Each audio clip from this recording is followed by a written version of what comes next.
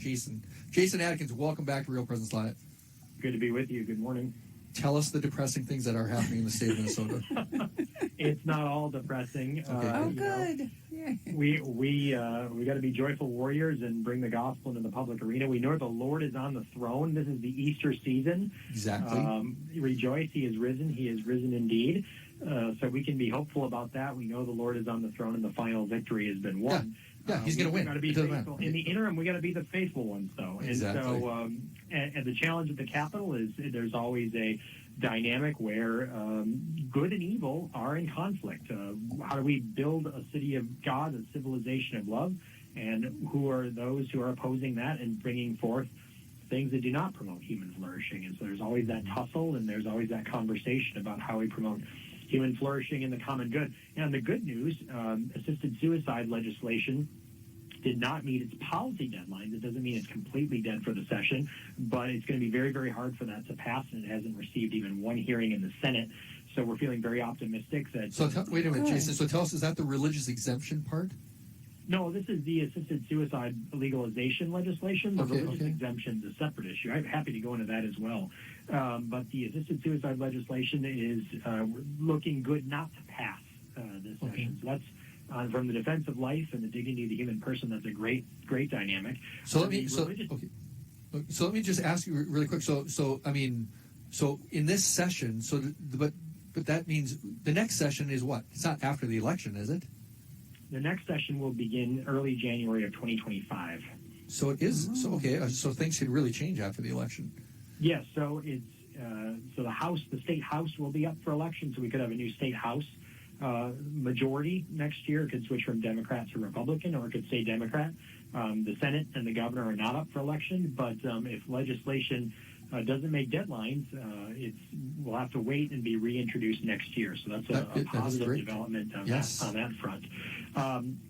On the religious exemption question, what's going on with that? So last year, when a new definition of gender identity discrimination was created, what was not created was a corresponding religious exemption from those mandates for religious organizations, fraternal organizations, and faith-based schools.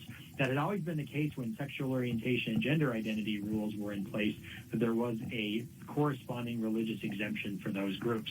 When they created a new definition of gender identity, though, there wasn't a corresponding exemption created. And that creates real problems on a practical level, because in hiring, picking clergy, teachers, admission, membership, it is now discriminatory under state law for folks to hire someone who asserts a gender identity different than their biological sex. So if you refuse to hire someone, if there's an employment termination because of that, if there's refusal of membership or enrollment in a school, any number of those things related to this idea of gender ideology and gender identity, that can be considered discriminatory. And in fact, it's not an abstract issue, because already one faith-based school and one religious organization are facing complaints in our Department of Human Rights. So this has animated the faith community, and despite not having a lot of coverage in the mainstream media, there's almost a media blackout on this.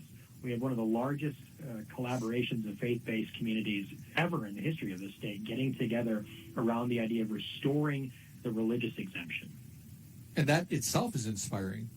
It is. We're talking Catholics and Protestants of all stripes, Jews and Muslims, all coming together around the idea of restoring the religious exemption, because these questions of human sexuality and gender identity, they're not simply side issues or peripheral issues to our faith. They tell us about who we are, who we're made to be. We're made for relationship, our proper relationship with God.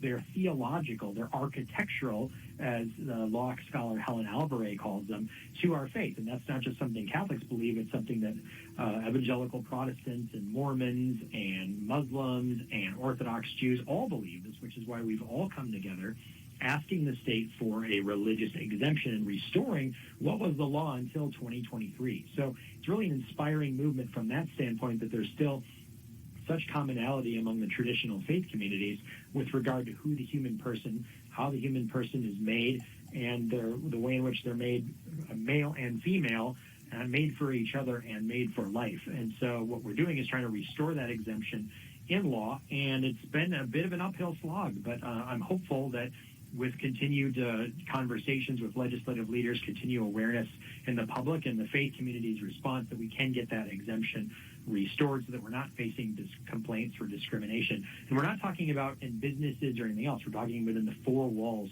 of our own institutions. This is a very, very important question. So what? So is this a House thing? Excuse my ignorance. Is this a House thing or a Senate thing? It's an everything thing. So it would need to pass both the House and the Senate and then be signed into law by the governor, whether part of some broader omnibus bill or whether a standalone bill. And because the governor wouldn't be apt to sign something like that on its own, would he? Well, he'll have to. And so that's what we're saying is that despite the opposition from his Department of Human Rights, that this is something that we should be able to come together around and say, look, this is not about a license to discriminate. This is about who faith communities can pick as their teachers, who they can pick as their clergy, how they can govern themselves. It's in constitutional law, we call it the ministerial exception or the church autonomy doctrine. So we're hoping that despite what we know is the opposition of many Democrats to this position, we're hoping that common sense and wisdom and the idea of one Minnesota really prevails here, where different people are respected in their differences and in their different values, and we try to live together peaceably. If we can't do that, there's a real challenge for our state ahead. If one group is going to impose its own view of gender and gender ideology and reach down into the churches, what we're talking about is not a separation of church and state, but the intervention of the state into the life of the church to tell the church how it must believe and how it must behave and how it must hire based on this new conception of gender ideology and gender identity. And that's frankly wrong and troubling and something that should alarm all Minnesotans, regardless of their faith background or their viewpoints, because it's a tremendous violation of the First Amendment. I feel like we all get pretty revved up about this. So what would you say, for our listeners, what can we do to help? Like, sometimes we feel like we can't do anything, but what would you say would help you guys? Well, we're not just in the business of revving people up. We're in the business of giving people constructive things to do. And the best place to always do that is go to mncatholic.org. Again, mncatholic.org.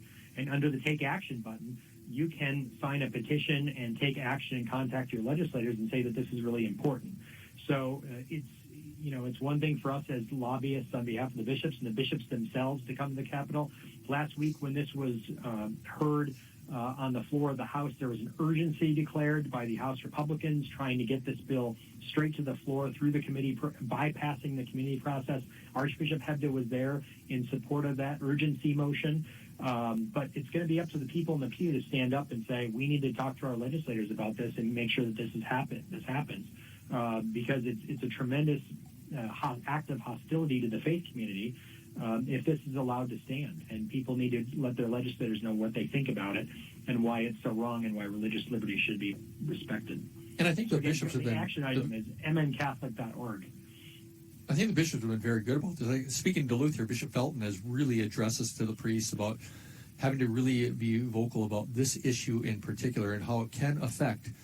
A lot of people don't know how, and you've addressed it already, but don't see how what's happening in the state can truly, literally affect our religious institutions, and how my hands could be tied as pastor with our school and with our parish based on this whole gender ideology stuff, and the state is not giving us any type of protection. As a matter of fact, the state does not even put up with religious exemptions in some parts.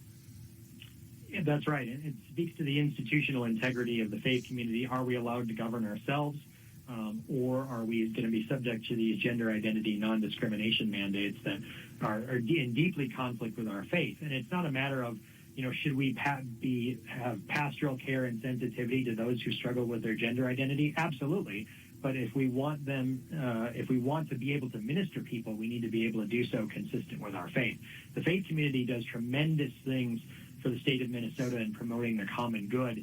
And it's the same values that call us to serve others are the same set of values and principles that guide how we understand the nature of the human person, the dignity of the human person, and human sexuality. Again, these teachings are not simply peripheral to who we are, but define who we are in our relationship to God. And if we really believe that they're true and that they promote human flourishing, we have to be able to be free to share those beliefs and share them with others and govern our institutions accordingly. And those should be respected, not simply because we're looking for a carve-out or simply a reason to discriminate within our own institutions, but what we're looking to do is provide people with true life and true human flourishing, and that our position is, in fact, not just good and right from the standpoint of faith, but it's also the most rational and reasonable position as well.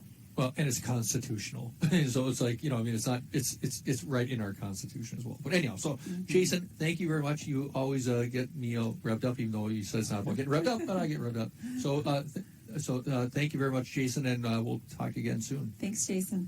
Thank you, Father. I appreciate it. And again, people can go to mncatholic.org/MHRA and take action. Thanks very much.